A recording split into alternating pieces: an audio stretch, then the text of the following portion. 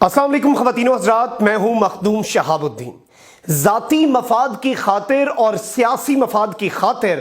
پاکستان کی اپوزیشن اس وقت ملکی مفاد کو بھی داؤ پر لگا رہی ہے، اور یہ ایک انتہائی افسوسناک عمل ہے کہ آپ اپنی کرپشن بچانے کے لیے، آپ این آر او کی بھیک مانگنے کے لیے، آپ اپنے ذاتی مفاد کے لیے، اور آپ صرف اس لیے کہ چند خاندانوں کی کرپشن اور ملکی خزانے کو لوٹنے کے عمل پر ہاتھ نہ ڈالا جائے، اس کی خاطر آپ ملکی مفاد کو اور ملکی معیشت کو داؤ پر لگا رہے ہیں۔ خواتین و حضرات، جیسے ہی ملک میں احتساب کا عمل سخت ہوا، اپوزیشن بھی financial action task force FATF کی گرے لسٹ سے باہر نکلنے کی کوششوں کو سبوتاژ کرنے کی کوششیں تیز کر چکی ہے، اور حال ہی میں سینٹ میں فائنینشل ایکشن ٹاسک فورس سے متعلقہ 2 بلز مسترد کر دیے گئے۔ ان بلوں میں اینٹی منی لانڈرنگ اور اسلام آباد وقف املاک شامل تھے۔ یاد رہے کہ PTI حکومت لگاتار کوششیں کر رہی ہے کہ پاکستان کسی بھی طریقے سے اس گرے لسٹ سے نکل جائے اور پاکستان کی معیشت سنبھلے،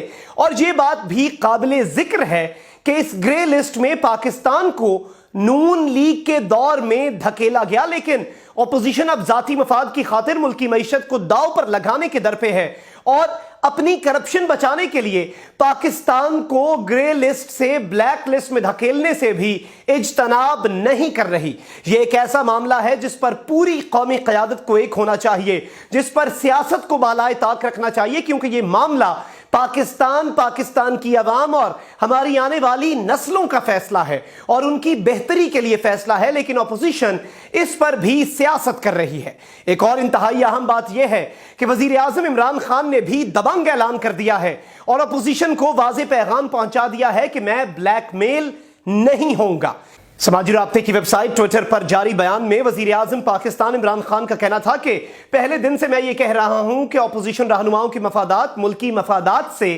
متصادم ہیں۔ احتساب کا عمل سخت ہو گیا ہے، اب FATF کی گرے لسٹ سے باہر نکلنے کی کوششوں کو سبوتاژ کیا جا رہا ہے۔ اپوزیشن رہنما پارلیمنٹ کو کام کرنے سے روکنے کی کوشش کر کے اپنے کرپٹ پیسے کو بچانے کے لیے سرگرم ہے۔